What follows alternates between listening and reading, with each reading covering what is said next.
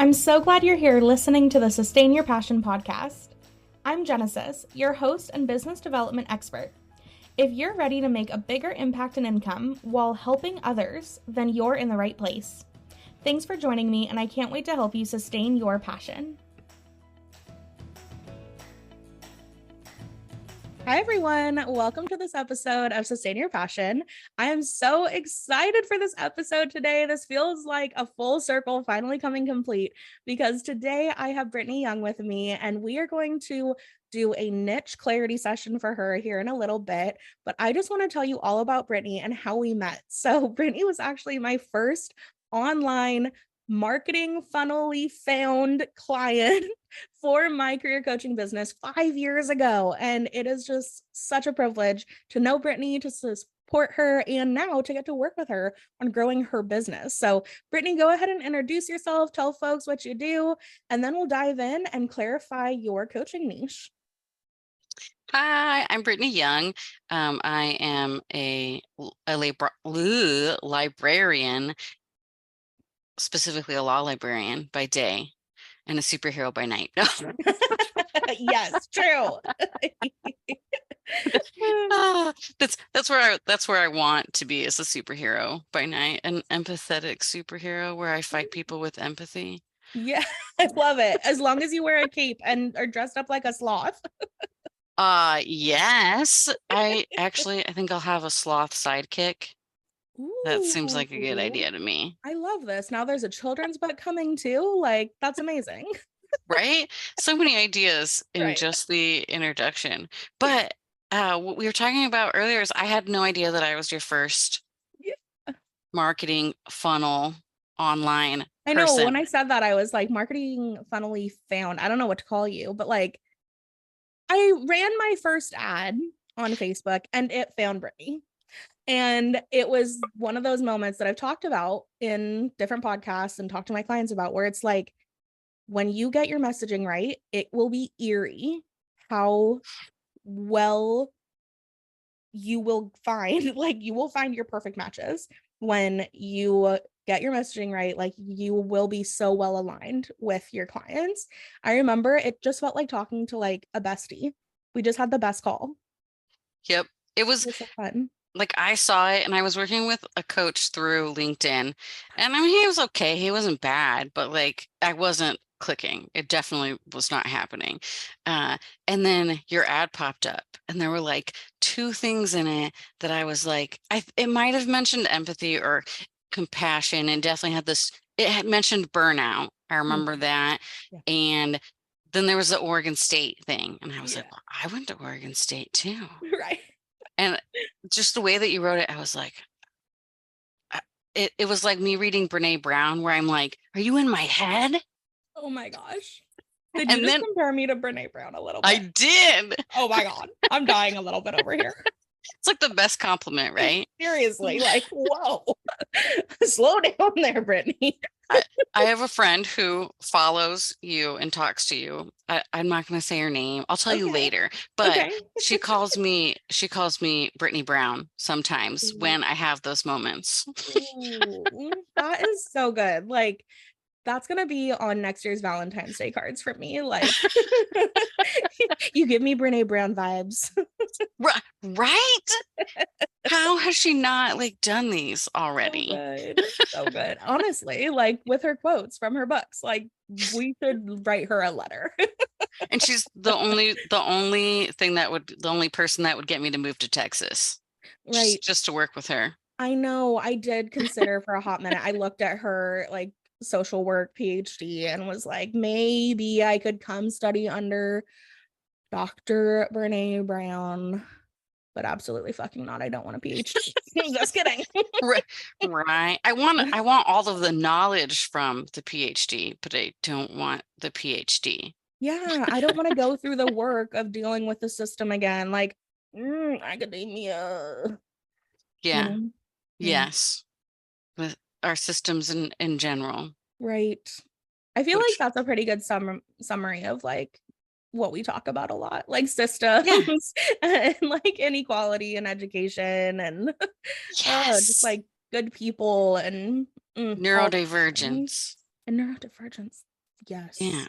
I remember when I was first diagnosed with ADHD a couple years ago, you were one of the first people I told because we always had conversation about mental illness and mental health and like diagnoses and therapists and all those good things. And I remember you being like, oh, that makes sense. I wonder Yep. if I might also have ADHD. And I was like, you know what? It would actually make a lot of sense if we both had ADHD. Turns out we both have ADHD. I think Yeah. you were my final like tipping point because like I had two therapists that were like, have you ever been tested for ADHD? And I was like, no, they would have caught that in school. I'm not hyperactive. Mhm. And then it like more research and stuff started coming out about women, especially adult women with ADHD. And I was like, wait a second, this is not what I thought. And Mhm. so then when you got tested, I was like, oh, I think I'm gonna go get tested. And I did. And like Yes. now I know that like many of the people surrounding me, my friends have ADHD, and also the amount of like neurodivergent people in the library world, but just in Mm. the world in general. Yeah. My therapist described it as a Pac-Man, where the Mm. Pac-Man's body is what people want us to think are like that. There's that many neurotypicals, and his little mouth is how many neurodivergent people there are. But Okay. really, it's the opposite, or it's just Oh. like one big circle. Because what is neurotypical? Right. Who decides that? Some Right. old dead white dudes. Yes. So true. Well, and there's so much that can be learned about just like taking care of yourself and self advocacy and communication skills and relational skills and interpersonal, like just all the things once you realize like you might benefit from learning about neurodivergent research and skills and then starting to look into it. It's like, oh my gosh, I had no idea that the reason I pee 10 times before I leave the house is because I'm so anxious about sitting in a conversation and having my brain run in 5 different conversations while trying to keep up with the group conversation in front of me. So going to that event makes me pee a bunch before I leave the house because I'm so nervous. And most people don't sit there over analyzing every sentence someone just said and trying to think of a thing to say back and then missed 5 minutes of conversation because you were in your head. And then you looked like Yeah. you were spacing out when really you were just like really deeply thinking about everything everyone said, which looks like complete inactivity, which the same, like ADHD is hyperactivity, little boys to me, not slothy women, which is like largely what I think women with ADHD are like. Like we're cozy, we're slower, we but we also like we look slower, but our brains, Talladega Nights is all that comes to mind with our brains. Just like Ricky Bobby, I want to go fast. I'm all hopped up a Mountain Dew, Chip. Not quite sure what to do with my hands. Oh, there's so many good ones. That's if people listening to this haven't watched Talladega Nights, you need to. Because I feel like him with the hands thing. I'm not sure what to do with my hands. Why are they on the screen? Put them by your side. Okay, and for everyone that's listening to this, we both have our hands up in the air right now. Yes. And if you don't, if you're like, I don't know what they're talking about, you can at least Google like Talladega Nights hand scene camera guy or something like that. It'll pop up. I promise. Yeah, I've you are Googled it for people. so smart for that to just say like Google it. I was like, go watch the damn movie right now. I mean, you should watch the movie, but if you're like, I need to know now Yeah, to it's so good. imagine. He's like being interviewed, and it's just the most awkward thing ever. Will Ferrell. To get drunk with Will Ferrell, I would do it. So Drunk History. Have you watched Drunk History? On and off, yeah. There's one, and of course I love it because it's Mary Shelley. Okay, It's about Mary Shelley. I love Mary Shelley. nice. If people don't know, I hope you know this, but she wrote Frankenstein, first like Whoa, gothic horror nice. novel, and it was a woman, and she was like 18. So, okay, that's my whole thing about Mary Shelley. But you can go learn about it on Drunk History, which is not perfect, but it's absolutely hilarious. And Will Ferrell plays the monster. Oh, okay, I know what I'm watching after this recording. It's amazing. So Oh, if I you love want, it. the only thing is, it's not, there might be one where he's actually drunk in it. I'm not sure. But Mm. he's, so like the host guy is talking to another person who's getting drunk and telling the story of Mary Shelley. They tell of like different people, sometimes historical events. And Will Ferrell is playing this out as the monster when they're telling the story about her writing Frankenstein. That's amazing. It's beautiful. Okay, I might not be drunk, but I will definitely be high while I watch it. Yes. It'll be even more amazing because I'm very excited. you'll just keep looking at the monster and you're like, Wait. that is Will Ferrell. Oh my gosh, that's like watching A Night at the Roxbury when he's like in his early 20s and it's just like, who is this baby? Oh, Will Ferrell. Like, oh, okay, yeah. I was gonna talk about his sideburns. Like I could talk about him forever. He, But he we are here has to be. today. He has to be neurodivergent. Right? I believe it. I could totally see it. I honestly think like most creatives are, Me too. you know, like how else are those neural pathways finding each other to pair up such strange things? Like, did you ever see Everything Everywhere All at Once? Not yet. Oh, shut the fuck up, Brittany. I know. I know. I need to I'm watch so it. sad for you. It's on my list. You gotta Also, people are really sad because I haven't seen Barbie yet. I really need to. What? I know. I need to watch it. I've been This saving it because weekend. I wanted to watch it with uh my partner's uncle's kids because I know that they'll think it's funny. They'll How- also they'll also be inspired by it. Hopefully. How old are they? 11 to Okay. 15. Okay, yeah, then probs. I was Yeah. gonna say, I feel like it's like a little existentially, like philosophically, maybe a little tough for like littles to get it. But I could see, yeah, teens being into it. Hopefully, at Yeah. least. Hmm. That's good. Well, I'm sorry, first off, that you haven't seen both of those. The reason why is because in Everything Everywhere All at Once, they're cycling through universes, right? Like that's the premise of it. They're experiencing different realities that could be like all at once and they're merging, which yeah, it's awesome. But there's one where the humans have hot dog fingers. Oh And my so God. they just have these really long hot dog fingers. And I'm like, some neurodivergent person came up with that. Like, there's no way that someone was like, let's put hot dog fingers that didn't have some neurospiciness in their brain. Right. You'd have to have hot dog fingers. Exactly. Because And they like like if you're flop around. unless you're like a child, Yeah, I don't understand. Like you'd have to have some I think so. neural spiciness in there with now I'm waving my fingers in front of my face like I have That's hot pretty dog much what they're fingers. like. I mean, once you should also Google that scene if you haven't seen it. Oh, it's a very good movie. I really think you'll enjoy it too. Okay. We could talk for hours and maybe we'll just do one where we just talk about ADHD and life and let our brains tickle each other. But until then, let's talk about your coaching business, your coaching mission, what you're doing with this business, who you want to help, that kind of thing. Because as you've probably uncovered, it's hard as shit to decide who exactly you help and how you help them. And that's why we are here today. So, could you tell me, Brittany, a bit about what you want to do with your coaching business?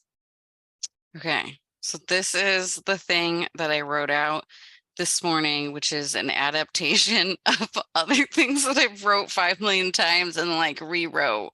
Perfect. And then overthought about it and spiraled. So this is where I'm at this moment. I want to do neurodivergent leadership coaching. Sorry, I'm saying this wrong. I want to help people with neurodivergent leadership coaching to feel confident leading with I wrote something in here. With empathy and compassion while focusing on equity is what it's supposed to be. But somehow I got your nature empathy, and that's not, I don't know where that. Are these typed words? Yeah. Okay, I love it. That's impressive. Yes to that. I love neurodivergent leadership coaching. Like that as a title, like a neurodivergent leadership coach. I love that. I think that part is pretty locked in and great. Sweet. Title wise, like that connects a lot with some of the ideas I've heard you talk about, right? It like is the hub of all the different things you can do, right? Because like I say, I'm a business coach, but I'm also going to help you with your branding. I'm going to help you with your product development, your market research. I'm going to help you with your marketing. I'm going to help you with your sales funnels. I'm going to help you with your tech. But if I were to get into all those details, you might be like, well, the one specific thing I was looking for was help with my niche. And then I would, oh, well, Right. fuck, if I just told you I was a business coach, then you might have assumed that that could be something I could help you with. So that's why I like this neurodivergent leadership coach versus, which I know could be something we play around with, is that equity piece. And like some of those other like how pieces you were explaining in your intro, we really want your niche statement to inspire people to ask you, how do you do that? So Okay, we want it to be gotcha. really clear what you do, not how you do it, which I think neurodivergent leadership coaching is super clear in terms of like the types of topics one would expect you to be talking about or teaching about in your work. But in terms of the niche statement, we got to clean that up a little bit. So the format we're going to aim for, and feel free, Brittany, if you want to take notes as we're going through, just let me know if you're ever like pausing to catch up or whatever. Okay. Basically, we want it to be, I help who, so we're going to fill in the blank for who, do, and do might be like become or achieve or release or whatever, right? Well, some verb.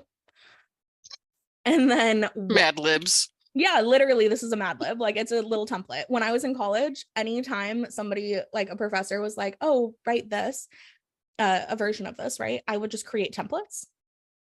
And everybody wanted my copy of annotated bibliography templates. Did you ever have to do those for Oh, research yeah. articles? Yeah. I just had like 7 questions you needed to answer. And it made it so much easier. And so, yeah, it literally is. That's how my brain works. That's like my whatever neurodivergence.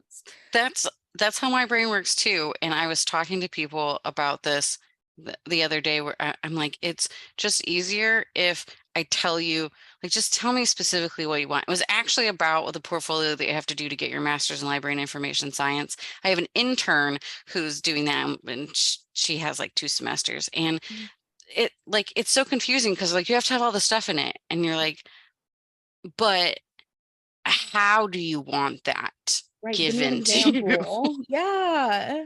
And then they don't give enough examples. They give like 2, and you're like, but that's not me. Mm-hmm. So I was talking to her about all that stuff to hopefully make it easier on her than it was on me. Yeah. Love templates. I Love them. love people that want to make things easier on others than it was on them. Like when you just said that, my heart just like warmed. I'm like, yes, exactly. That is coaches. Like we probably had some bad experience at some point, and now we're like, I want to make this better. Or the opposite side that a lot of helping professionals end up in. This person was really inspiring. I want to be like them, kind of deal. Yes. Okay, but I don't know why I said that. I don't know either, except for, I mean, for me, Your um, intern. that's part of, oh, it could be. But I also mentioned earlier that that's part of like, I'm seeing leaders now that I'm like watching closely, and like I've written them down. I'm like, all of these people that I look up to, like what do I love about them? Because like there's some sort of connection that's there, and I want to eventually put that into my coaching program. Yes, I love that. And what a good question to be noodling on. Like that's amazing. I'm excited to see where that lands. So, okay. if we were to take what you had originally and fill in my Mad Lib, what do you think? What do you think the who would be? I feel like that one we kind of already have. It's the latter. So read me the sentence with what you think the who would be. I help neurodivergent leaders. Yep. Do. Yep. So, yes. Do so things. Exactly. Yes, you do. Okay, so let's talk about the things. I want you to think about yourself as a neurodivergent leader. I feel like this is what my therapist asked me yesterday. Who are you? How do you want to lead? And I was like, that's a good question. I mean, yes, that's a good question. This is like after I've explained that I have a hard time getting ideas and words and thoughts like from my brain into words. That's when she asked me this, and I'm like, no. You're asking a lot from me. I need a Mad Lib. Come on. Can I buy a vowel? Exactly. Is this right? I don't know. Okay, so when I think of you as a neurodivergent leader, I make assumptions about the way that you would lead and your style, about how you would manage folks and how you would manage workloads, because I've heard bits and pieces. And also, I'm very privileged that over the last 5 years, I've gotten to literally hear how you were navigating tough situations in your career, so that gives me a leg up to help you with this question, help you answer this question. Hopefully your therapist also leverages their knowledge of you to help you fill in some of that. They do. In a weird, spooky way. Right. And like the therapist, like, I don't know what I'm... Hot dog fingers? Hot dog fingers. I don't know why I'm doing that again. But yes, I'm like hot dog fingers spinning around. Exactly. Whatever therapists do. Okay. So if I were to think about the impact that you make on your organization, is that the type, so the impact itself, right? Is that what you would want to talk to neurodivergent leaders about? Is their impact on their organization and the people around them? Or do you want to do the flip of helping neurodivergent leaders process the organization that is around them? I want to help them. I want to help them with the impact that... I'm trying to think of how to explain that.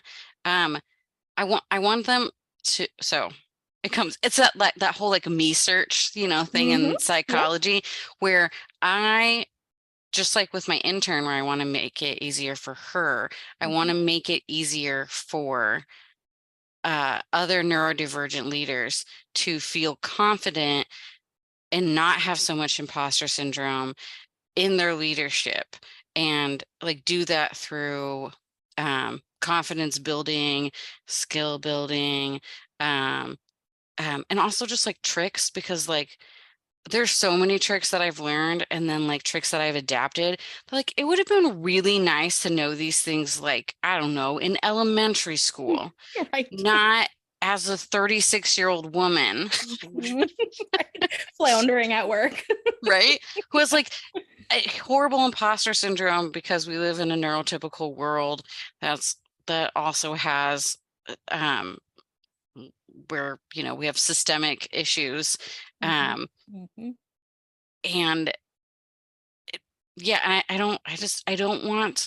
want to help people, neurodivergent leaders specifically, feel like they aren't just between a rock and a hard place, and they aren't alone, and that give them more confidence to just like stand up and know that they are a leader and they are helping, even with 50 people coming at them being like, no, you're wrong, you have to do this like this old white dude does it,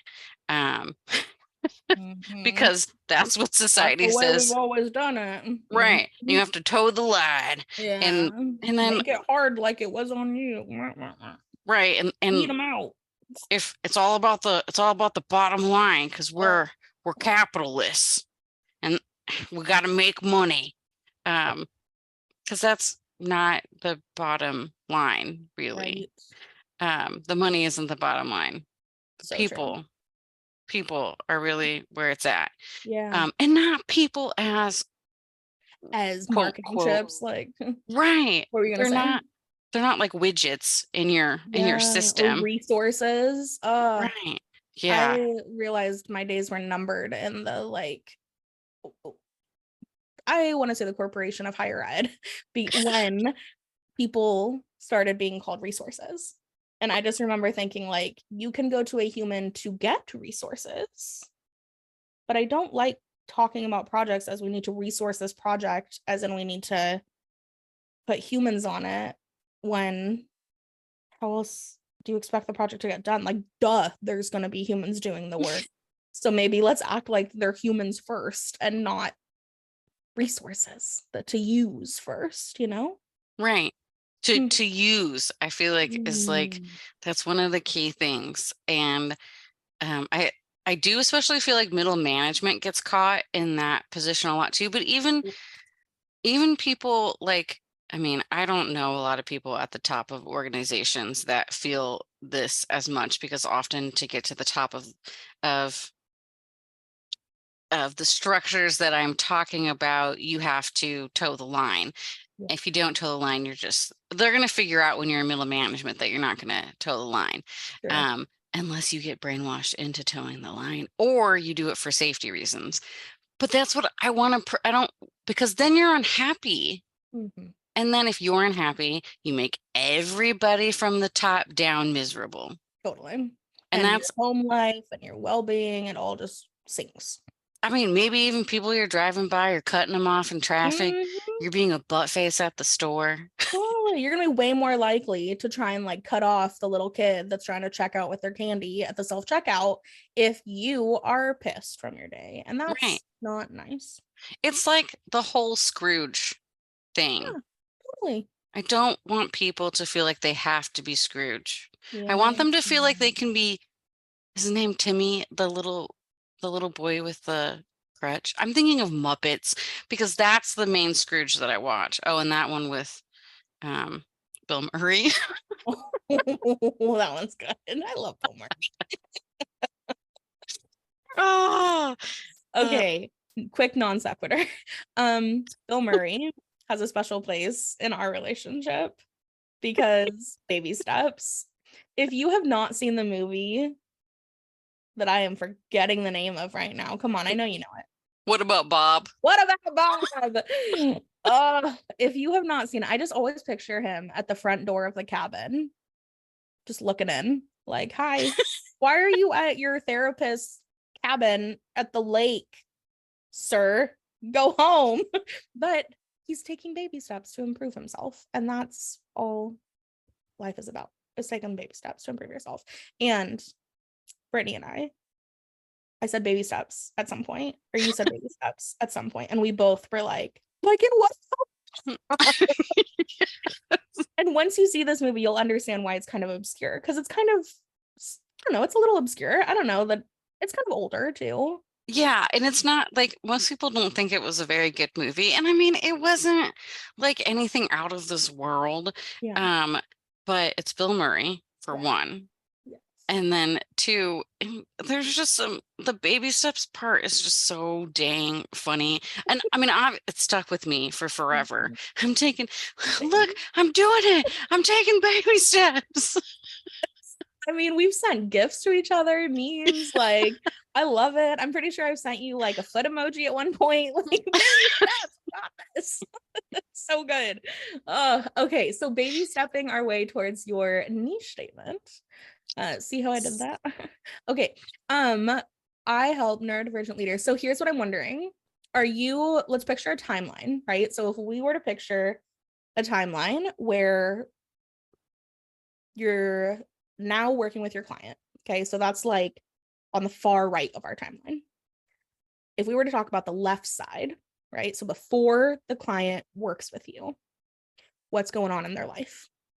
What are some big mile markers that are happening before they realize I need neurodivergent leadership coaching from Brittany? Did they I guess the main differentiator I'm looking for is, are they already in a leadership role and they're floundering and now they realize I need help with this? Or are they aiming for a leadership role and they want to get into a leadership role? And so is your role helping them get into a leadership role and establish things as they're moving into it? Or is it more so for the leader that is aware their neurodivergence is making it harder for them in their role? So this is where it gets complicated in my brain, Okay. because and also the part where I'm like, but I want to help everyone. Totally. So there's a part of me that's immediately like my immediate thought is I want to help people that are in early-ish stages of leadership roles, and they're either realizing that the stuff that I'm having to do is going against my morals, my ethics, my values, and just what makes sense to me and what works for me, or like they're realizing their expectations that like they can't do the same things that their counterparts are doing. And so like they're receiving all these tips about like how to manage their time and how to how people do A, B, or C. And they're like, none of these work for me. And so they're feeling kind of lost. So my immediate thought is in a leadership role. But then my brain starts overthinking and I'm like, but what about the people that I know that aren't like in technical leadership roles, but they are leaders? Like I want to help them too, but am I, for my niche, am I getting too broad?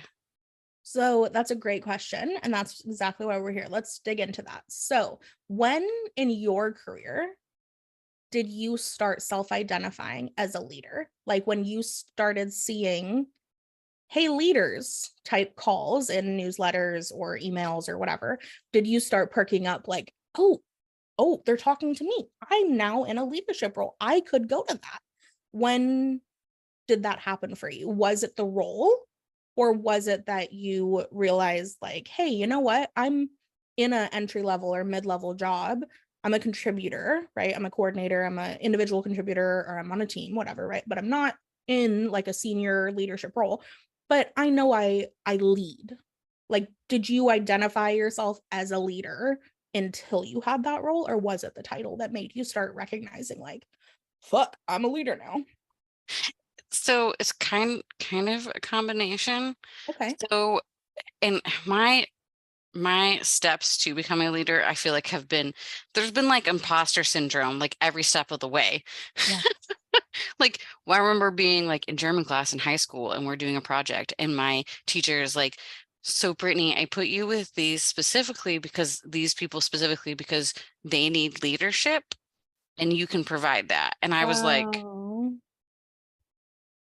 do I oh, have to? okay, right? I'm like, Me?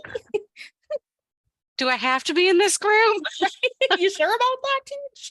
I'm like, what does this say about me? Because, there's all the societal things about women and leaders. But Bossy. Yeah. this teacher, he was amazing. Okay, He good. unfortunately had to leave because when the very small community found out that he was gay, there was a lot of hate that was coming at him. Oh, So, that and breaks my heart. it was really sad because he was an amazing, and the students loved him. He was Right. great. Yeah. Oh, So that was hope like they're my doing well. first.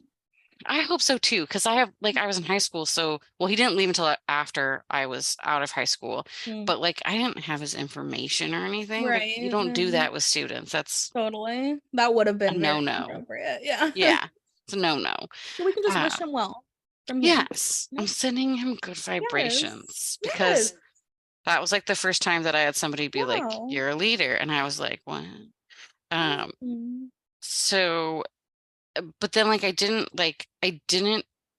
feel I've had times like, okay, when I was 16 and I quit my job at Hot Topic.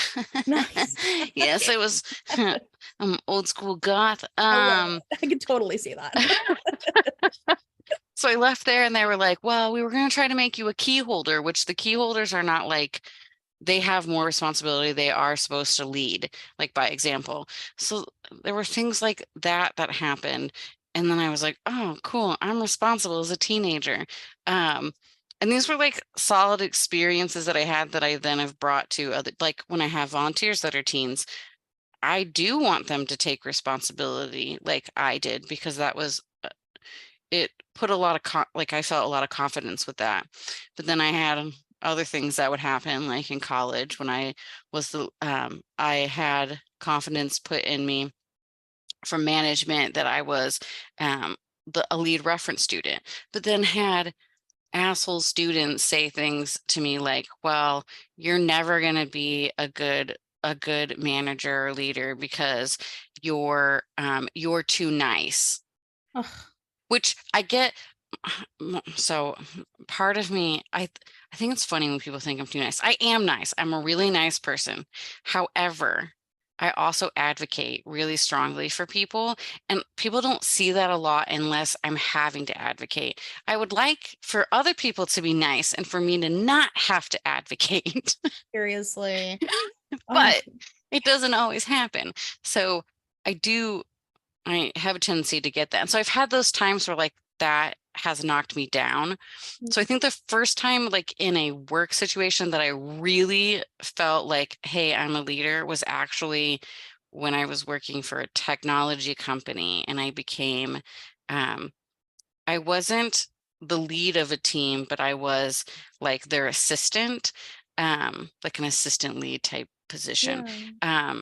And then that's like the first time that so it was after I graduated, because society often makes you feel like if you don't have a degree, then Mhm. you can't be a leader Yeah. because you're not educated enough, which anybody listening, that's completely ridiculous. Thank you. That's And this coming is from coming somebody, from yeah, somebody with a master's yeah. and a lot of debt from Yeah, it. I was gonna say two people with master's degrees. Like, yeah, education is not a one and done like certification for success or good things or good impact or good leadership skills.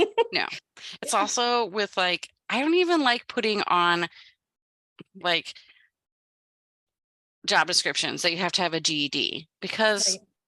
especially for neurodivergent people, sometimes getting through school was literally impossible for people.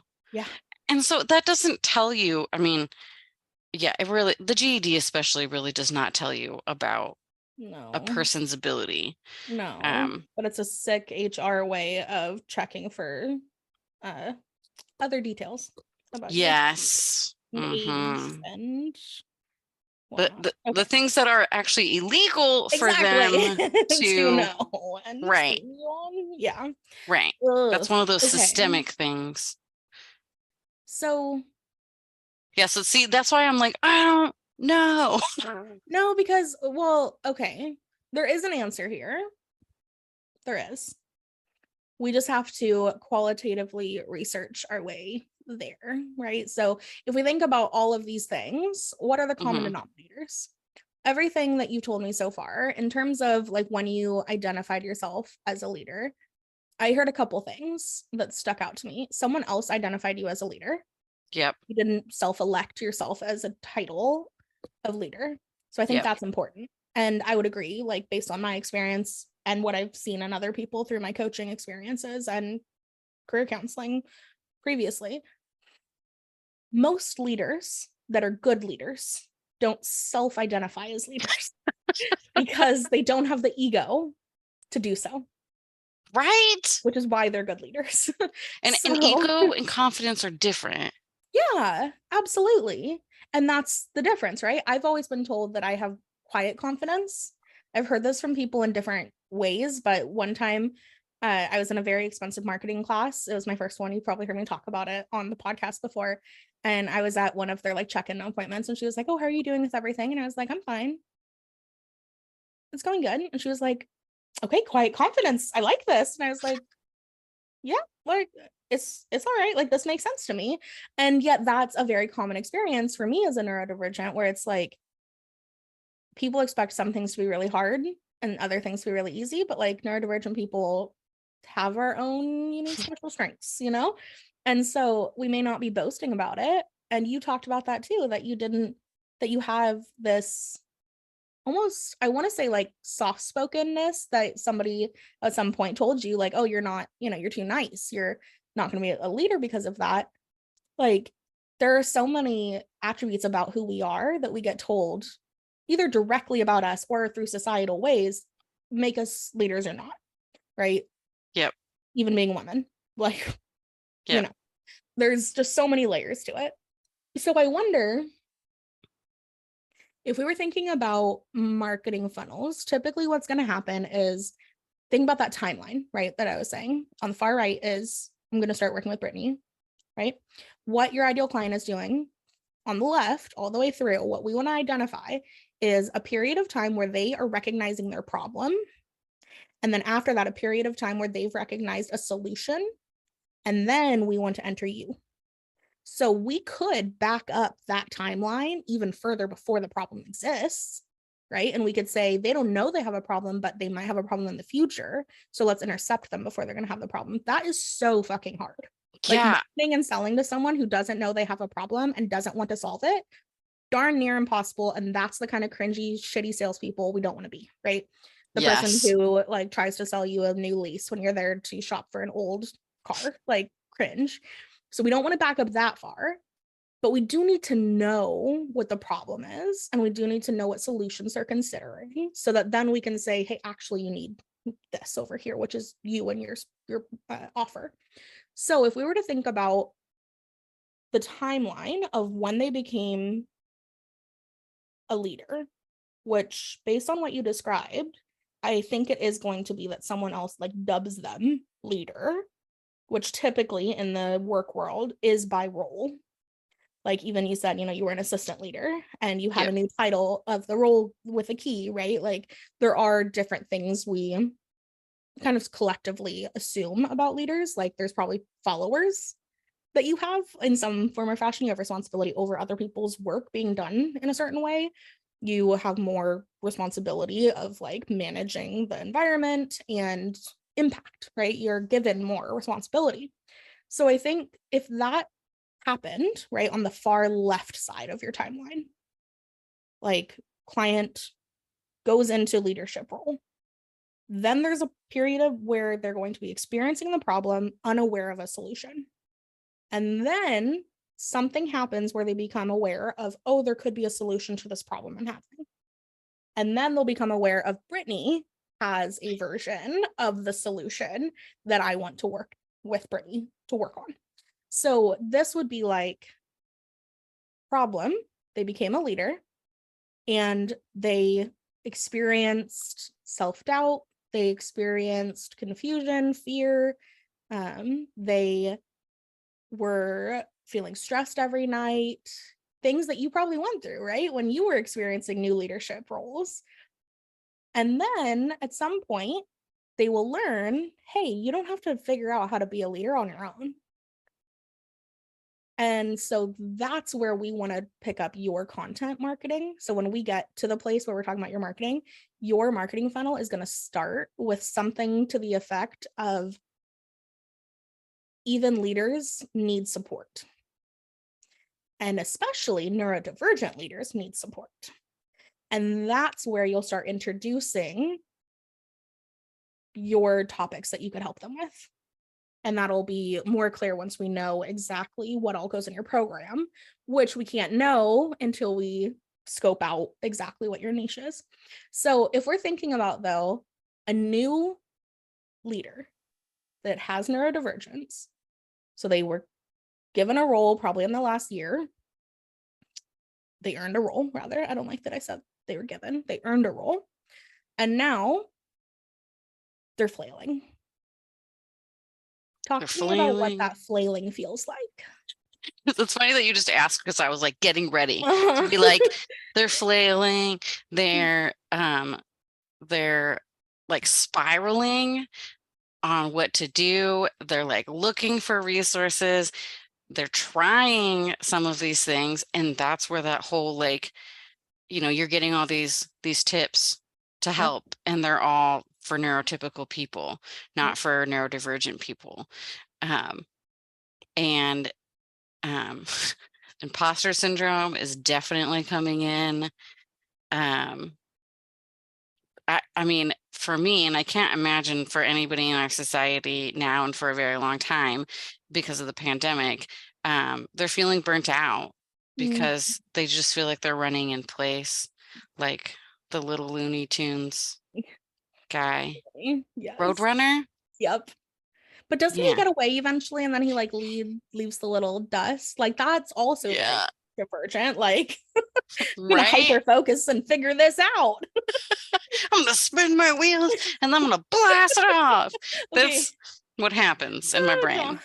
John and I have had a conversation about this where he tells me that I'm like a car spinning my wheels. And then he gets really frustrated at me when I'm in the spinning the wheels part because I'm trying to like, I'm looking under rocks and behind fences for problems. Basically, I'm like, there's gotta be issues here that I need to fix. Like I'm spiraling, like you're saying, right? Yes. But he says, oh, and then the smoke clears and you're still in the same place. And I say, no, you're wrong. I'm in a new place. It might be facing a different direction. That might be what I'm doing, Yes. but I'm going a new direction now because I spun around enough and it works. Right? It's like being like a wind up top or toy. And especially the cheap ones. You can wind them up and they go in one direction, but they're gonna go. That's just life. It's gonna go somewhere else. Exactly. Neurodivergent life, at least. Yes. Yes. Okay. Yes. So what I love about this, and this is actually really similar to something I learned about my ideal client, is my ideal client for Passion to Paychecks for my business coaching program has been in coaching before. That is one of the most common traits among all of my clients is that they've had a coaching experience before. It's very rare for someone to decide to want to be a coach without having any experience with the industry, right? But I didn't realize that until like last month. And then I realized, oh, I could talk about their experiences with these other coaches. I could remind them like, hey, you've worked with other coaches and you were inspired by them. You either want to be like them or want to be better than them because they left a negative experience. Like you have some context, right? That I can talk to you about, that's shared context. And I can also call out things that you may have tried. So if I go a little bit further, right, you're trying to build your coaching business on your own. Hey, maybe you've even tried to figure out what your niche would be on your own, but you haven't landed on it, right? There's something keeping you stuck. So in your version, right, your client, before they get into your marketing funnel and before they become aware of you, they probably are searching for leadership tips. They're reading leadership magazines. They're attending leadership summits. They're asking their boss for mentorship and help and not getting what they need, right? Because that means that they are problem aware that, hey, I don't have the skills I need to thrive in this leadership role. So that's problem aware.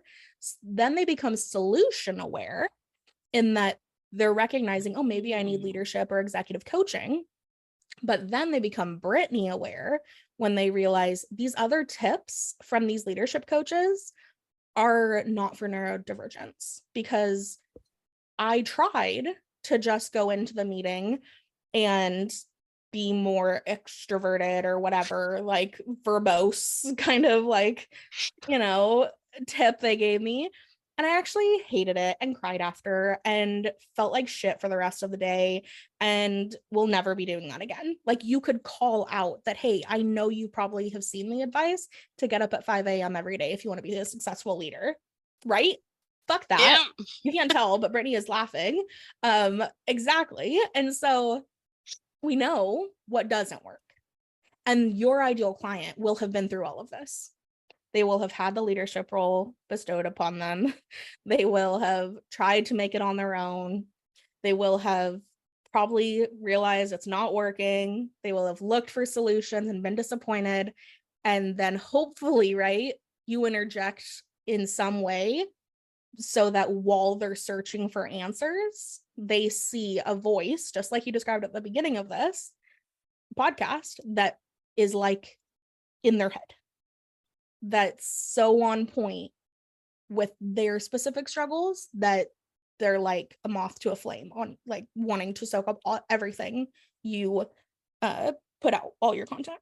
So if we think about neurodivergent leadership as the who, the what, right? So I help neurodivergent leaders do something. A couple words I've heard you describe so far, or heard you say so far: thrive was one, impact was a big one. And then I don't know that any other word has like specifically jumped out at me yet, or that I've heard like multiple times in different ways yet. But do you feel like there's other ones that you'd want to tack on before we dive into a bit deeper on that what?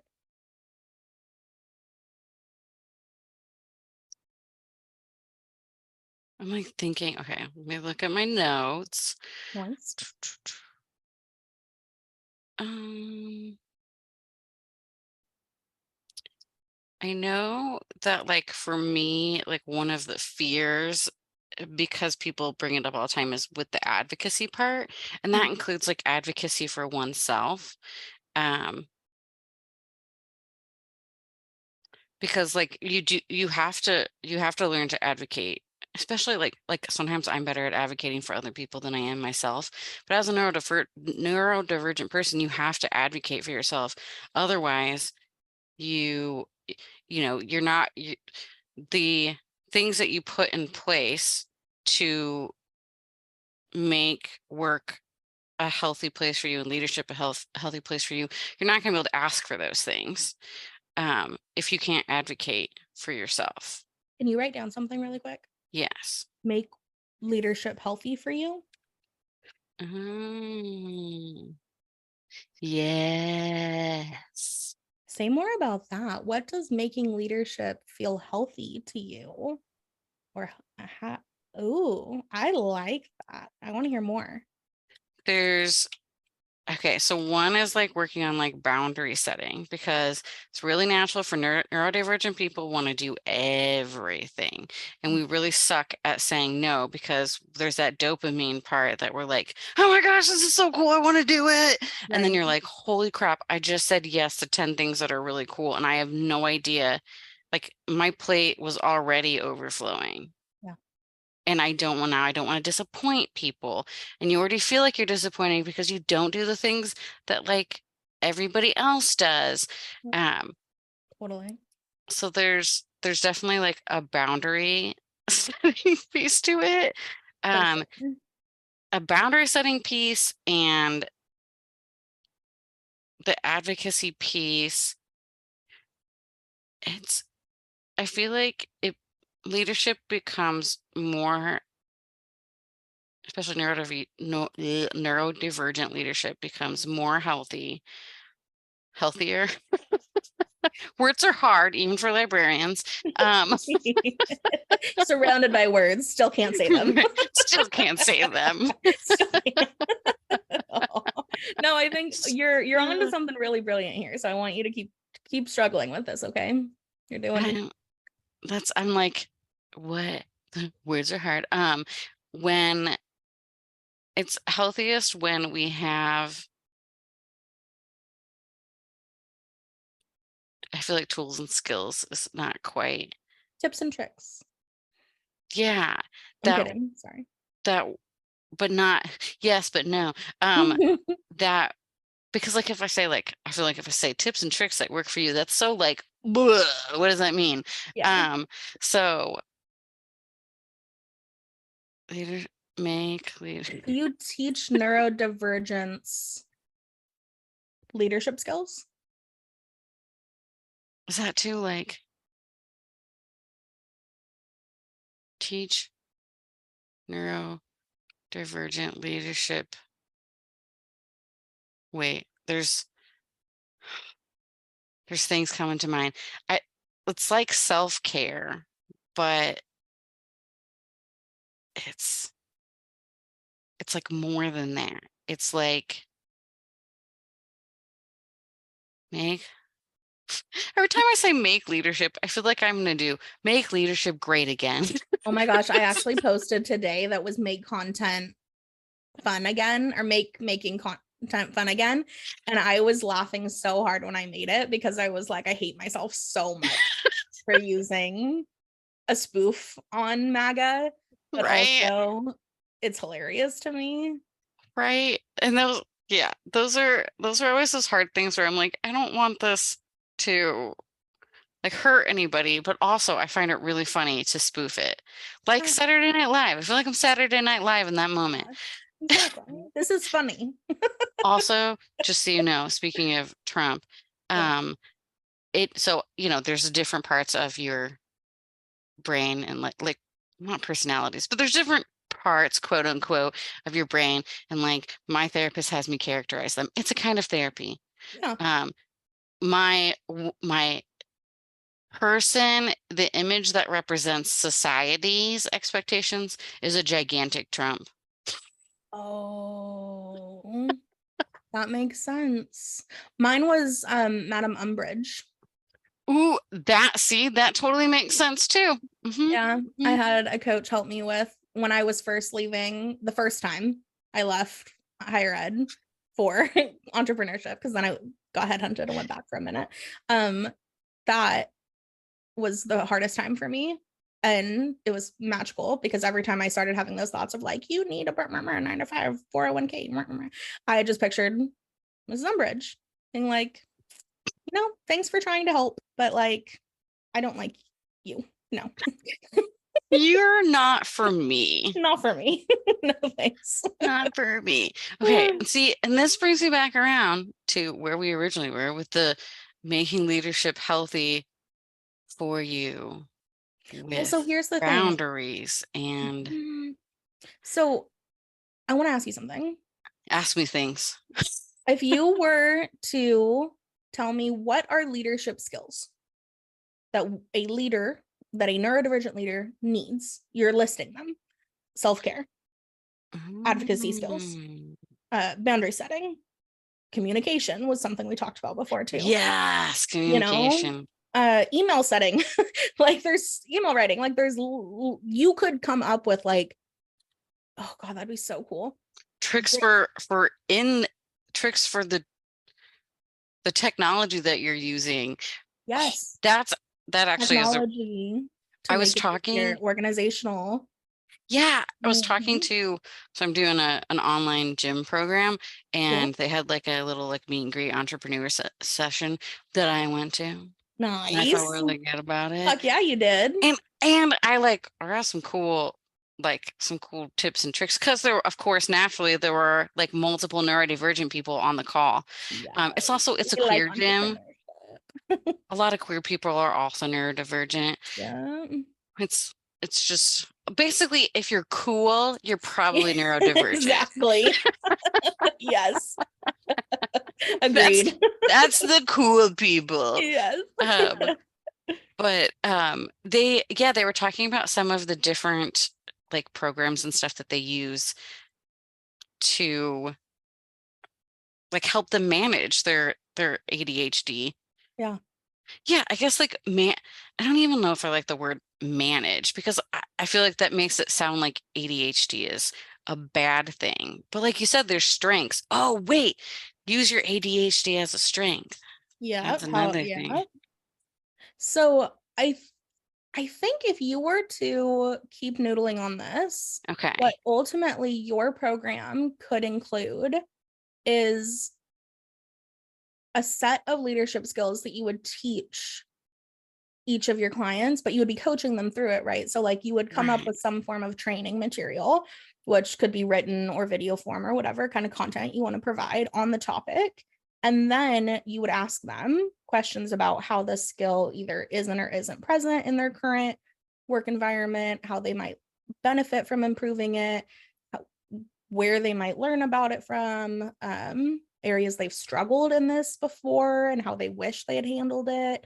And then on the coaching calls with you for each of your topics, then you would get to actually process through with them. Like, is there an active open wound or an active situation we need to heal or talk through to help you feel more authentic in how you lead through that experience, given this new skill?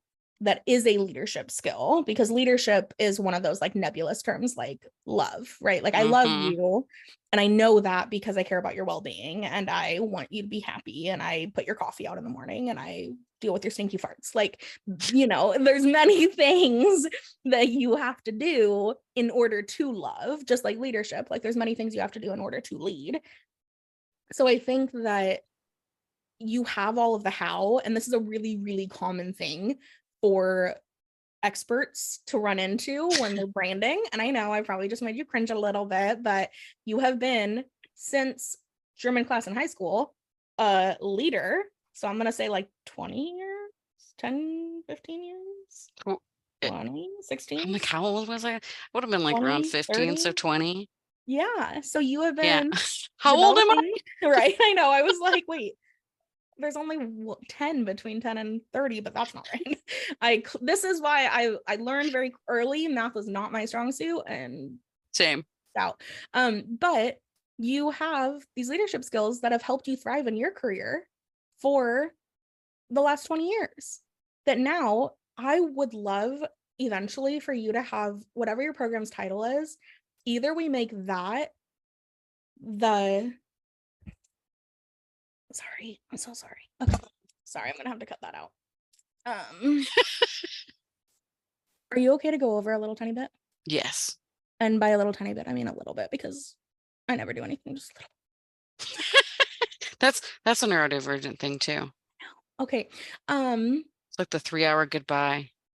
Yeah.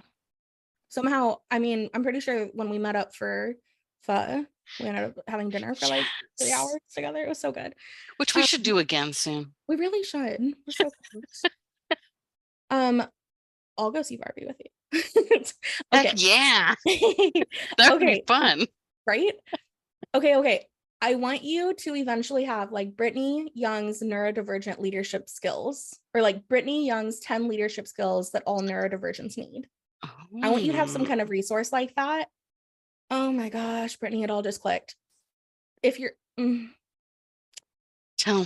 your lead magnet becomes an assessment tool of those 10 things. So it just describes what the 10 things are, and then it has them rate themselves, and then they can get on a call with you and learn more about it. And your training session, so like your workbook, your workshop, your webinar would be all about what the 10 topics are, and then how to improve all of them is by doing your method, which is what we'll need to pull out a little bit more of. But essentially, like your coaching philosophy will be how they improve in all of these 10 areas. Yes. And 10 is, you know, it could be 12 or 9 or whatever, but like 7, you know, what, like I just said 7 because when we were on the coaching call, was that last Friday? No. Yeah. Yes. Okay. I'm like, yes, what day is it? You're right. No, I had to look at the calendar. Someone else said 7 for something, and then you said 7, and I was like, is 7 this magic number? I don't know. But also, I mean, I have a tendency to do run-on things, so there'll probably be at least 14. You know, or 27, and then we'll see. I might have to scale down. Or scale up. That's fine. Like leadership is nuanced and messy and a big deal. So it makes sense that there would be a lot of things to learn. But that's really funny because the 7 thing from last call was just like, it was 7 things to improve your landing page. It was a blog that I think we were talking about 7. So it was just like 7 things of how to improve your landing page. But also, that makes me think of, did you know that people with OCD tend to have like things with numbers? Yes, I did. And OCD is like you can have very OCD tendencies with ADHD, and which leads to a lot of ADHDers being diagnosed with OCD. Yeah. Either as a comorbidity, which by the way, the word comorbidity, I love it and I hate it. I love it as a goth person because, you know, morbid. Yeah. But I also hate it because I'm like, I'm not dying because I have these. I feel like, have you ever seen that trend where it's like, looks like a cinnamon roll could kill you, looks like they could kill you, is a cinnamon roll? Do you know that? I mean, like, I've You need to heard watch that so much more phrase. TikToks, Brittany. But I anyway, I really do, for two reasons. One, because the coolest people I know are super into it. And then two, the youths these days, which right? makes me feel so old. The youths these days, Right? they're finding all their information Yeah, on it's Instagram and TikTok. They don't use Google anymore. Google's no, not their search engine cool. is TikTok. It's TikTok, Yeah. which is both really cool and horrifying at the same time as a librarian, Mhm. as is Chat GPT. Just don't Yeah. forget, people, look, like, anything you learn, look up more things. That's my soapbox. Check your sources, like Yeah, cross-reference. always check them. Always, Mhm. always, always check them. Did we just find another leadership skill? Information literacy? Because Yes. that also could apply to like finding equitable and inclusive resources that are open source, that have multiple identities and voices referenced, so that you're not showing up to your leadership meetings with old ass white people in the research articles every single time. Like when Yep. there's current authors of color that you could be talking about the same topic in more relevant ways. I went yesterday with my friend to Powell's Books to go listen to two Ooh. authors talk, which was amazing. And Ooh. she's like looking at the stack of books that she has, and she's like, "Oh, and she is ADHD. I'm pretty sure she's also has autism, Okay. but they're still figuring that out, which Yeah. it's difficult to figure those things out, Oh yeah. because some of them coincide so well. So much. But she has a stack of books, and she's like, oh, there's a lot of white people in here, and there's a lot of Mm, white dudes. She's like, mm, not that, like, that's fine, great right. authors. However, I want to try to make sure that what I'm reading is diverse. Yes. And that worked perfectly with what the author said, which was, I don't think that you can really get into any other person's head, but the closest you can get is by reading books. Oh, And it's going to stick with me forever. I love that. And that all came from, this is funny, it all came from, they write horror books, Okay. like really good psychology ones, where I read lots of books and I didn't know what was happening. There were all kinds of twists and turns in it. And I was like, oh, I know who the killer is, or I Mhm. know what's happening. And then something would happen. I was like, well, that's not it. Huh. So it's really good. Yeah. Um, but somebody had asked, like, she asked the author, do you think like this all the time? Like you were talking about, someone using like floss to like wrap around a cockroach and drag it on the ground, and the sounds that you were hearing. And it was just like, that's not the exact example, but it was like that, like, because that's how descriptive and that's how like psychologically it gets in your head. Um, Wow.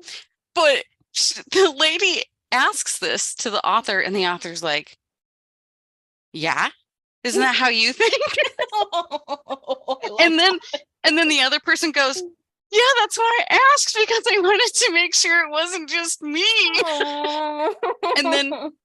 that's when she said the thing about the books. Nice. No, That's no, these people amazing. are not serial killers. That's good. That's good. I was thinking earlier, I was like, okay, so the cinnamon roll comment was because I feel like there would have been a time in my life where I would have made so many assumptions about you based on your like goth exterior, but like you are a warm cinnamon roll inside, Yes, but you have like a hard exterior. You're like a croissant. I'm a A croissant.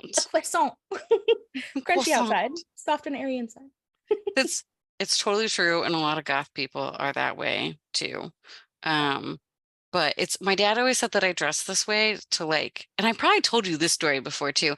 He said that like he would tell people that I dress this way because it was a way for me to weed people out that were like bias, and um that had they had bad thoughts. They Bad basically vibes.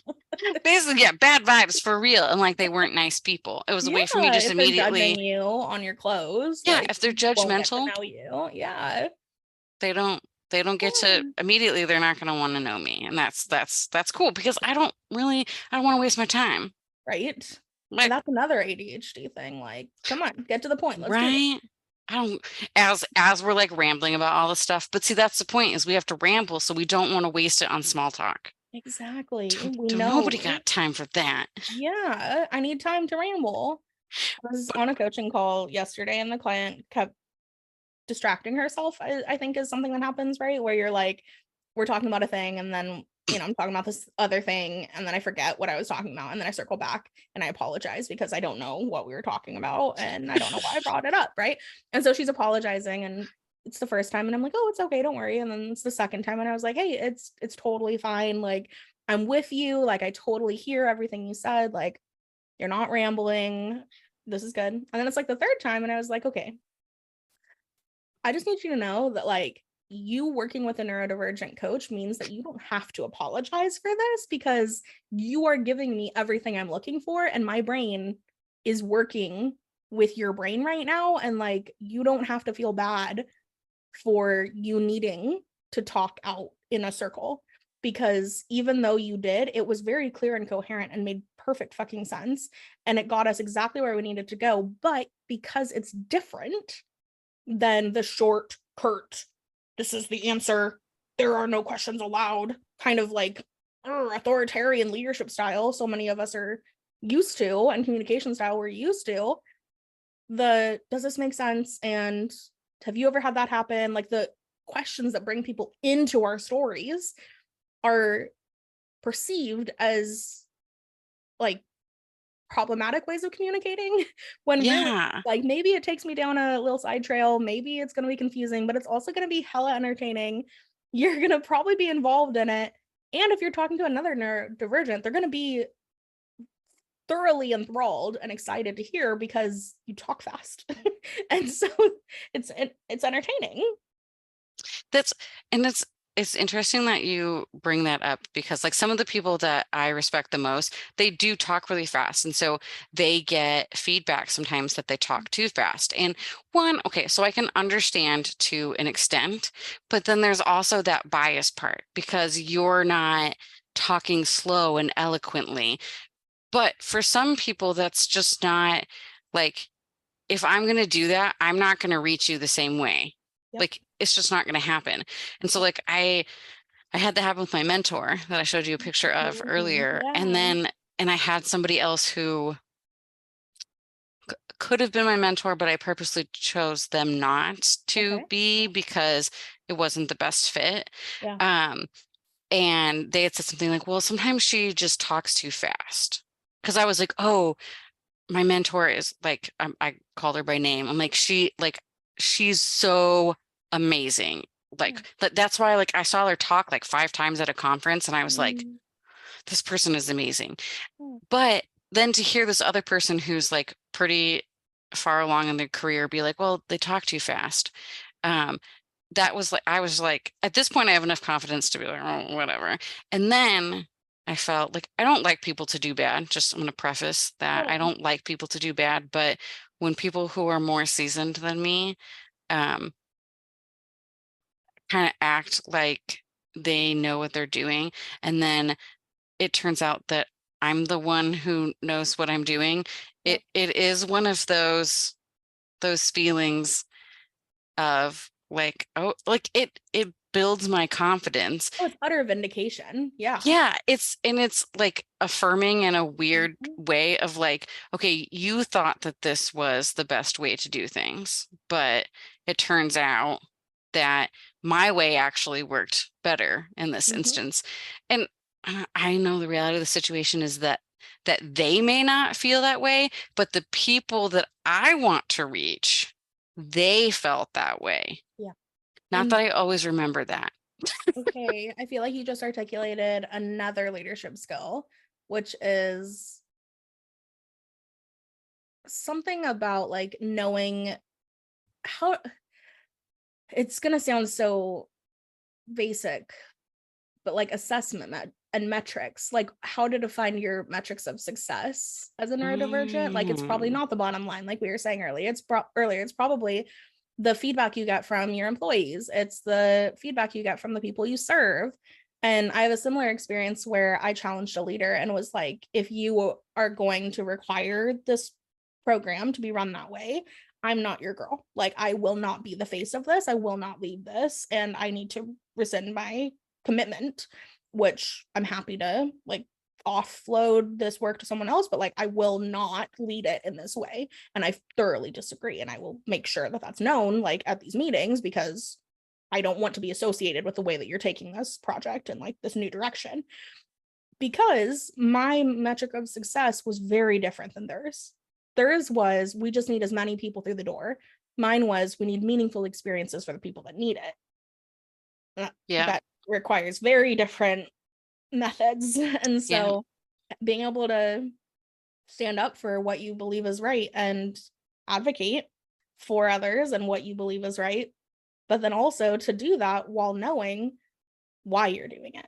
And that's like personality and the impact you want to make, but then writing your metrics of success based on your true ultimate goals, which is not something most, like, even your supervisors would do with you in a leadership role, because they want you to stick to the budget. They want you to focus on their KPIs and their metrics of success, when you can also have your internal ones. Yeah, that it reminds me of when I did Sustain Your Passion with you. You had me do like a values exercise, and that was really, it was a really good exercise. And not like I had done other ones, but like the way that you had me do it, it worked like really well for me. And then I always like, I can look at it and I can go,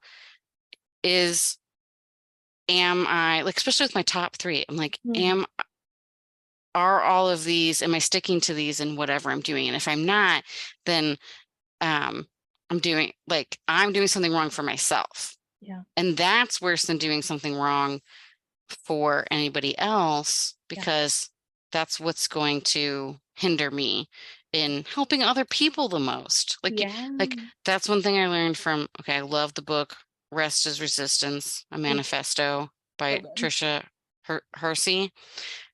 And she very much advocates that you have to take care of yourself, and you have to be well rested in order to help other people. And that's like that whole idea of like, if you're miserable from the top, like, and you're at the top, you're going to make everybody else miserable, which is not helpful.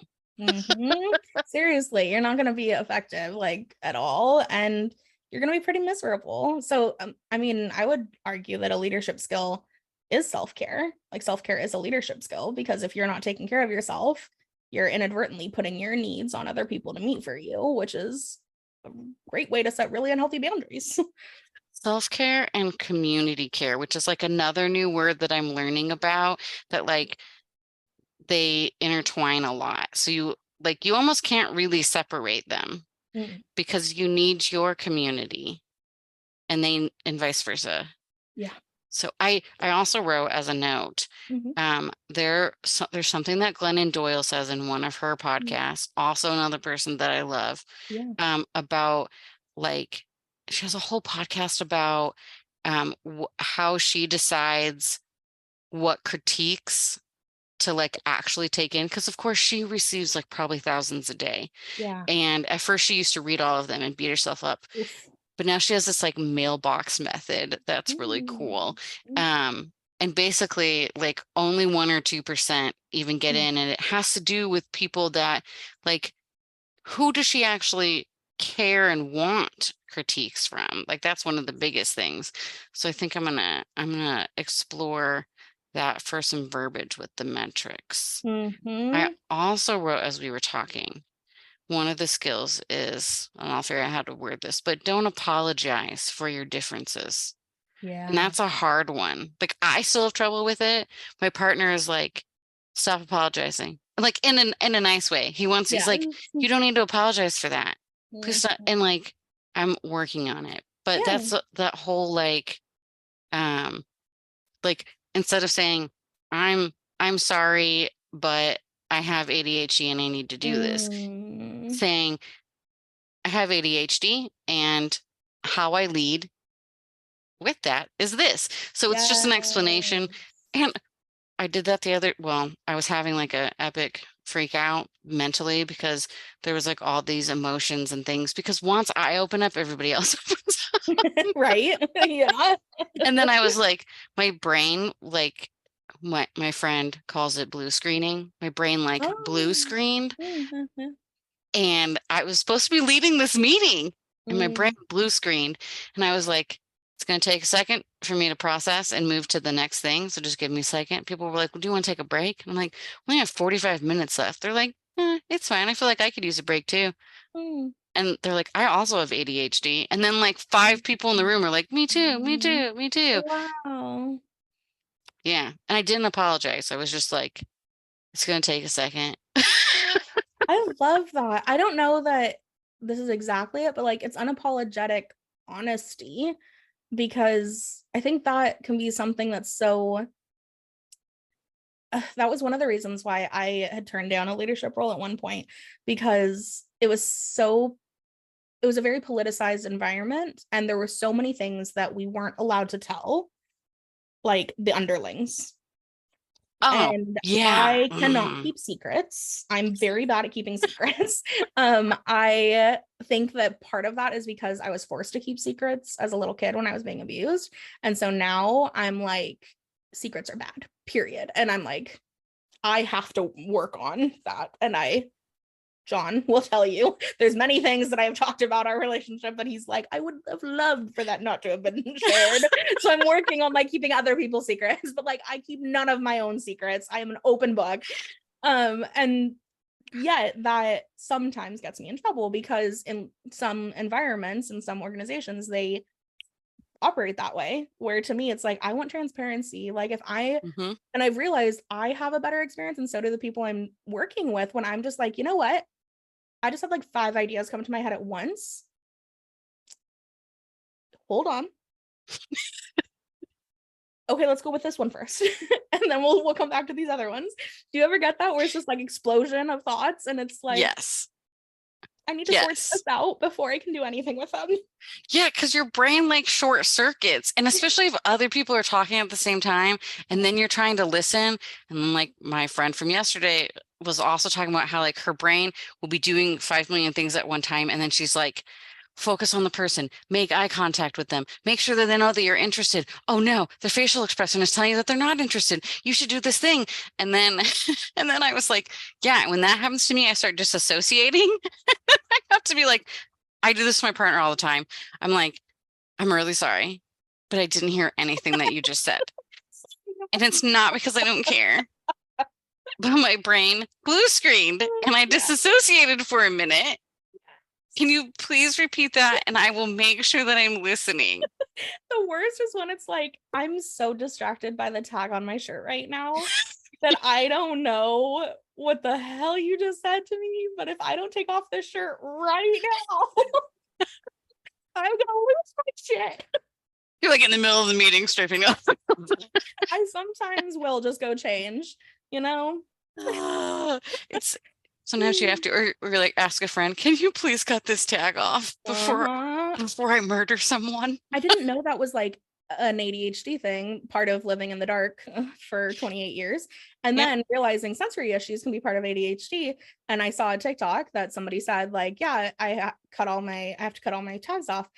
And so I just went and looked in my closet.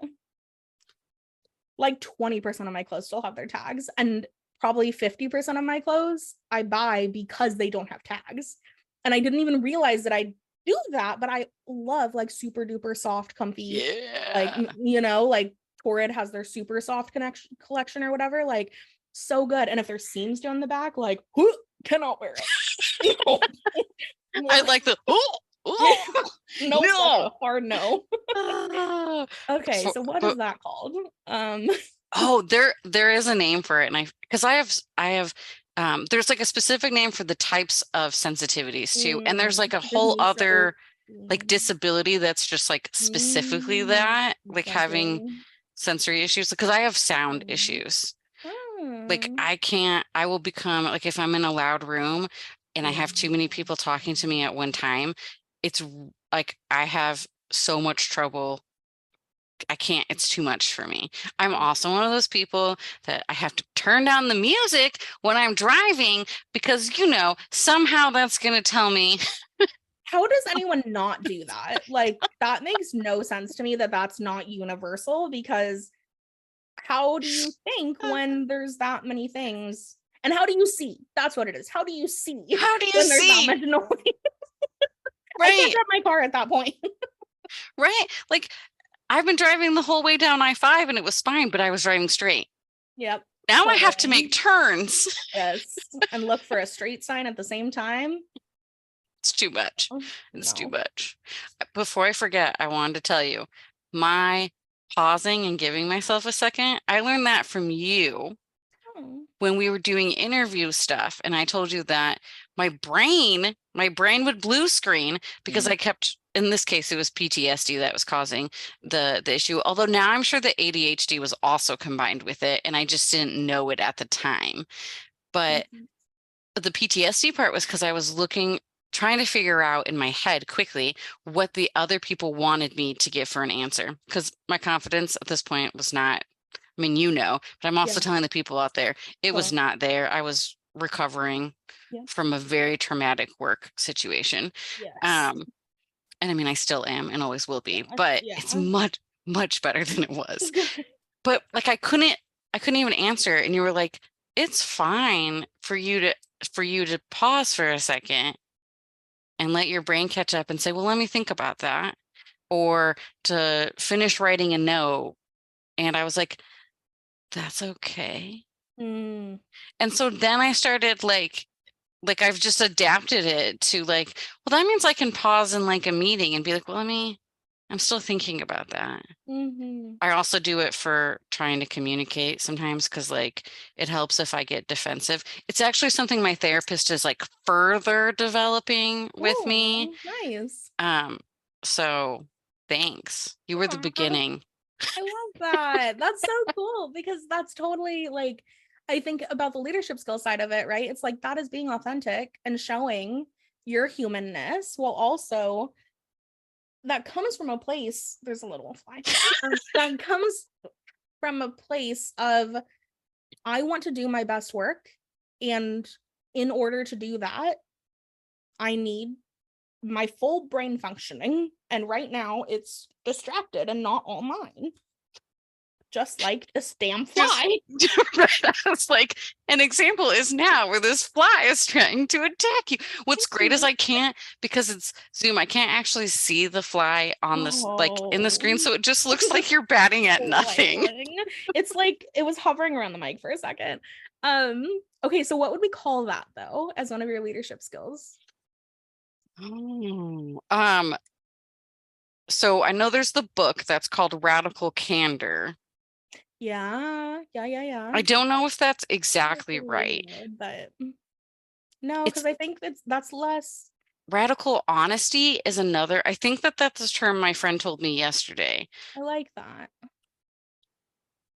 I like that too. Self-acceptance. Yeah. Well, so okay, back to let's step back, okay?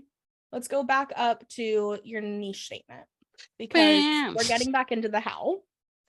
Yes. But the what? So what does having all of those skills allow a neurodivergent leader to do? To become a confident, empowered, I'm using way too many verbs, but I'm just going to keep going. A confident, empowered, thriving human being. Leader. So, okay, I would say confidence. And did you say empowered was the second one? Yeah. Could go into thriving. Okay. Would you agree that that's how that would roll up? Or would you think that like thriving is part of confidence or thriving is part of empowerment? Because personally, I would say empowerment and confidence could go into thriving. I'm going to overthink this because words, because I feel like, oh, I just got a new TV. Oh, that's the old TV. See, ADHD. Yeah. I feel like can you thrive Okay, now I have to look up the definition of thrive because I'm thinking about it too hard. No, you're thinking about it the appropriate amount. To grow vigorously. Okay, now I really like it. Also, flourish is another, what is it, synonym? Okay, so do you help neurodivergents thrive in leadership roles? Yes. Or do you help neurodivergents flourish in I leadership help them roles? grow vigorously. Yeah, you do. That just sounds a little naughty. It does. Vigorously. I think the only place I've read that is in Smut. That's for my OnlyFans part of this. There we go. The X-rated content goes in there. That's right. When all else fails. When all else fails. Grow vigorously with Brittany Young.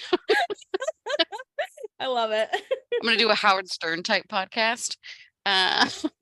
Perfection. Okay, so okay, one of the other definition for it is to gain wealth or possessions, which I absolutely hate that one. And that synonym is prosper. So no. There's also to progress toward or realize a goal despite or because of circumstances. Which the circumstances would be your neurodivergence, right? Yeah. So that actually fits really well. And that's for which word? That's also for thrive. Those are the 3 definitions that Merriam-Webster has given me. I don't know why that's Merriam. Oh my gosh, flourish also means grow luxuriantly. I kind of like flourish. Okay. I know, me too. That fly is coming for you. I want you to put this in the Facebook group and get the group again of like, if you were to pick which is your goal between the two, thrive or flourish. Okay. As a leader. And then go from there. Okay, I like both it. Are really good. And I think maybe we just need some more voices. But then your niche statement is super simple and clear. Sweet. I wasn't like that. Like I kept adding verbs to it because I'm verbose. Verbs or adjectives? Adjectives. Why do I keep saying verbs? Because I want verb and verbose to go together. Yeah, but you knew alliteration. I knew what you meant. You said it earlier too, and I was like, I know she means wait. You're a librarian. You know words. I'm like, don't judge me, grammar police. Right? You know what? This makes me feel better. If a librarian can mix up adjectives, then so can I. Right. That's what I liked it when I also used to be a youth services librarian, as you know, because that's what I was doing before. I loved when I messed stuff up with the kids, and I loved when the kids would correct me because like that gives them confidence that they're learning and also tells them like, hey, you can mess up and it's cool. Yeah. Because Miss Brittany was still cool. You can mess up and it's cool. What if I call my business Miss Brittany? Adorable. You're the new Miss Rachel, but for neurodivergent adults. Oh my gosh. I kind of love that. Right? Like you can start with like leadership and work skills, but like maybe branch into like life skills eventually. And right? I kind of Miss Brittany, the neurodivergent leadership coach. Yeah. Wait, what? Like I love this. I love it too. I just want a little like caricature of you. You should get Ray's friend to draw you. I should. And then we could have me. Yes, with a little sloth like on your shoulder or something. Like I'm picturing Dora the Explorer with her backpack, like but it's a sloth instead of a backpack. Exactly. That's what I tell Ray's friend. Me, like Dora, but a sloth instead of a backpack. Exactly. Honestly, it's perfect. I love it. I'm pumped. We got even more done, you know. Look at us. We also started mapping out like the details of your program. Yes. And I think it's all kind of clicking for me at least. How are you feeling? It's clicking for me too. I have so many notes. I believe it. So if I were to ask you, what is your niche? What would you tell me? I would say, and this is going to be dependent upon what adjective yes decide to seems to go. well for people, like they connect to, but it would be, oh my gosh, what did I do with you? I help neurodivergent leaders. I help neurodivergent leaders thrive or flourish.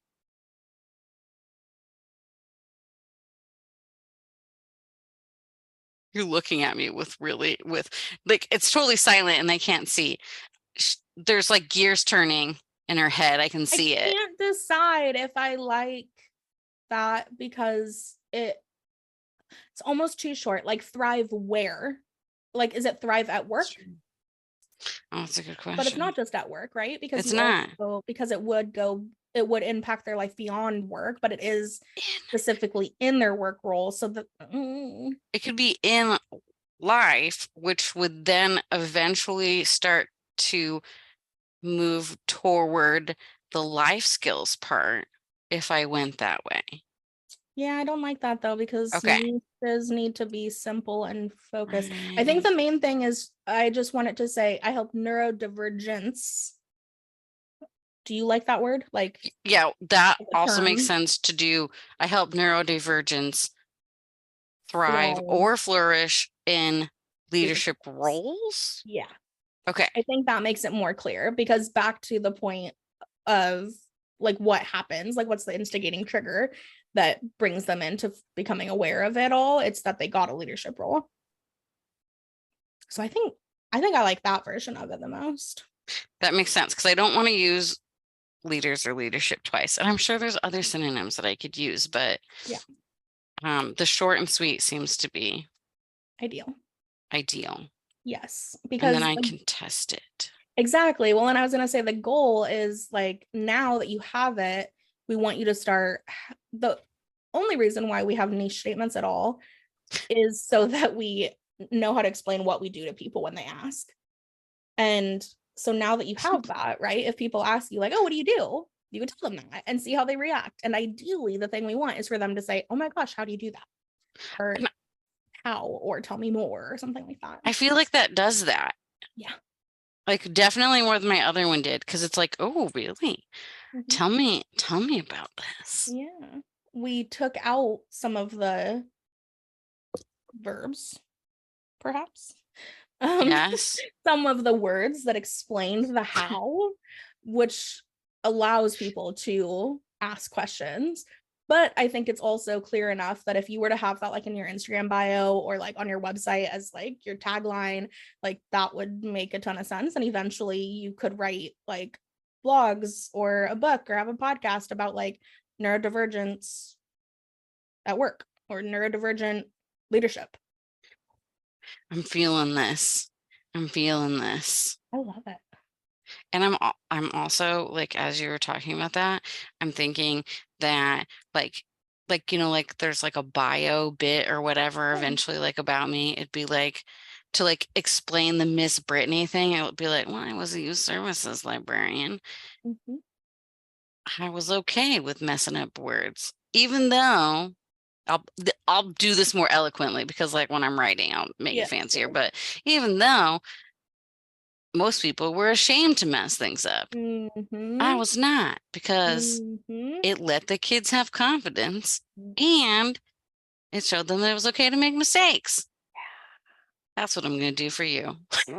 Oh my gosh. Yes, you are. I love that. And that just made me think, is one of your other leadership skills, that one that we were trying to name, is it shame-free accommodations? Ooh.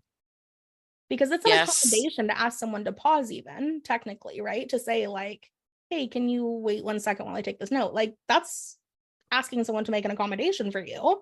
Right. In a normal way. Like it's not that unusual that people ask for accommodations. We just don't call it that, so that then we can stigmatize people that need accommodations. Yep. But accommodation isn't a like dirty word. So no. We're just writing the social media post for your business now. Right. That's just, I just want to see that in big, bold writing. Like accommodation is not a dirty word. It's not a dirty word. Actually, I don't want to write that for later. It's not a dirty word. So good.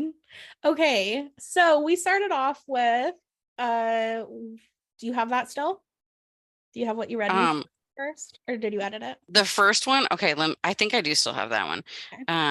Can Gotta scroll you to the please top. hold a second while I finish typing this? Ooh, this is so meta. Look at this in practice. Yes, I can. Absolutely. I had to write the part about, I'm gonna do that for you. You. Yeah. Okay. So what I had before was neurodivergent leadership coaching to feel confident leading with empathy and compassion while focusing on equity. And what do you have now? Now I have Now I have to move that. Okay. I help neurodivergents thrive or flourish in leadership roles. Okay, I'm going to Which do it. would you pick if you were to pick one? Just say it again with picking your favorite thrive or flourish. I help neurodivergents flourish in leadership roles. I help neurodivergents thrive. And thrive has like a heavier hit. Yeah. Flourish feels more is like, fancy. yeah. I like thrive. I think thrive is probably going to be the one. We can confirm it though with Yeah. market research. Yeah. I Oh my love market research. gosh. You know what you get to do now? I get to post on the Facebook group. Yes, right. And like when I ask everyone for your niche, niche. Niche. That was a whole new way. Do you know, like Niche. yeah, I was like, what? Why am I bringing up that philosopher? Um, oh man. Okay, and now on our group calls, you will be well prepared. Yes. And you can move into step 2 of Passion to Paychecks now because you have clarity on your transformation, right? Going from feeling like you're drowning and burnt out in your leadership role to thriving in it. Like, so beautiful and clear. And now you've already got a lot of it started of what all would go into your program. So step 2 is all about ordering it. And then step 3 is all about building the workbooks and the actual content itself. So I'm just so stoked for this. I'm stoked too. I feel like I'm getting somewhere. And I'm feeling like it makes me feel more confident about it. About like the whole thing, the whole package. And myself. That, right? And do you remember that quote I used to always say about confidence? Once you say it, I'm going to remember it. I know you know it. Confidence comes after.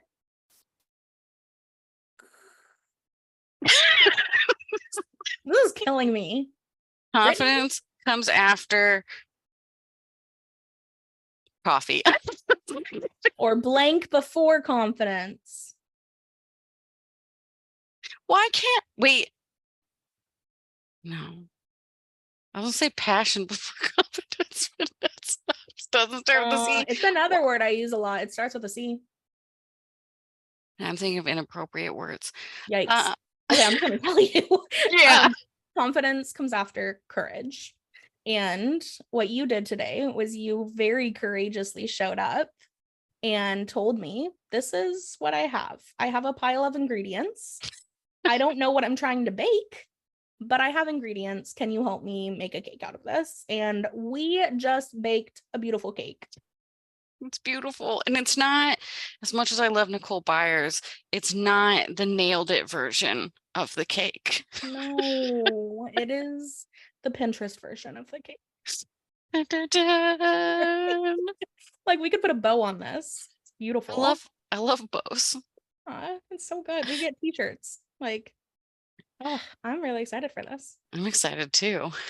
I actually started a Facebook group called Neurodivergent Entrepreneurship.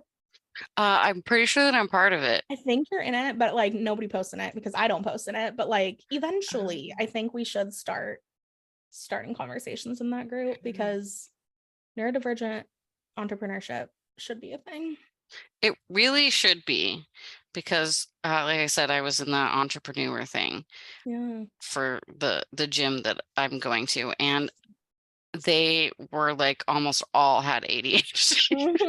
Seriously, honestly, your clients are going to be great candidates for Passion to Paychecks because should they Right. decide, you know what, leading in my organization's dope, but I want to make a bigger impact outside of this organization too with my passion project. Oh, hey, Passion to Paychecks. Wait, Passion to Paychecks. Well, I'm very proud of you for Thank you. sticking with it, for mucking through the muck and letting all of the silt settle so we can clearly what's the heart of what's going on here. So I think you did great. And I want to say thank you for your time and your courage and your bravery. Is that right? Your braveness to come on the podcast, put it out there, let me poke and prod, and stick with me till we found clarity together, because now you can go tell people about the impact you want to make and you can talk about it with clarity. And it's so simple, and yet it's also inspiring to want to be a part of. So I feel very good about it. I'm excited to see where this lands with this whole Thrive Flourish thing. My money's on Thrive, but we'll see what the group says. Any other questions from you though? When you look at that, are you like, yeah, I love this, I want to be known for this? I love it, and I do want to be known for it. And I think part of my issue was that I wasn't feeling confident in what I was saying. And so that if you don't have that confidence, then it doesn't come through.